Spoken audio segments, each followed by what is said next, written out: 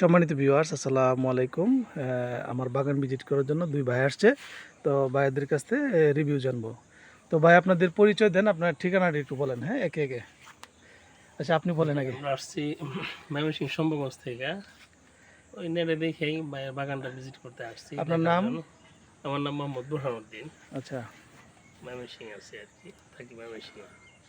ভাই, আপনি? আমার নাম মোহাম্মদ মিজানুর রহমান, ময়মনসিংহ শম্ভুগঞ্জ বাজার থেকে আসছি ভাইয়ের বাগানটা ভিজিট করার জন্য।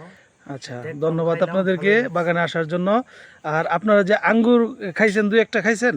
হ্যাঁ হ্যাঁ, আমরা তো একটা খাইছি, অনেক ভালো মাশাআল্লাহ। আচ্ছা, আঙ্গুরের মিষ্টতা নিয়ে একটু কথা বলেন। আমাদের দেশে যে একটা কথা আছে যে আমাদের এটা আমার মাটিতে ধারণা বাইরে চলে গেছে। মাটিতে আর কি যে আঙ্গুর টক হয় আমাদের দেশের মাটিতে। না না না, এটার এ বিষয়ে কি বলবেন, একটু বলেন। আপনারা তো খাইছেন, আমরা বাইকুণ্ড খাইলাম, অনেক জাতি তো খাইলাম, কিন্তু একটা চুকা পাইলাম না। মানে আমি নিজে মানে টক পাইছেন না? না না না, আমি যে নিজে আশ্চর্য যে আমাদের দেশে এমন হয় চুকা ছাড়া। এটা ধারণা ছিল না, যে ধারণার বাইরে চলে গেছে। ভাই, আপনি? এটা আমারও তো একই, আমি তো আশ্চর্য হয়ে গেছি যে এত মিষ্টতা যে বাংলাদেশের মাটিতে আঙ্গুর হইব, কল্পনাও করিনি। আর এক একটা থুকার ও সাইজ তো আল্লাহ দিলে মাশাআল্লাহ হ্যাঁ, মাশাআল্লাহ। অনেক আছে, তো ফলনও ভালো আসছে।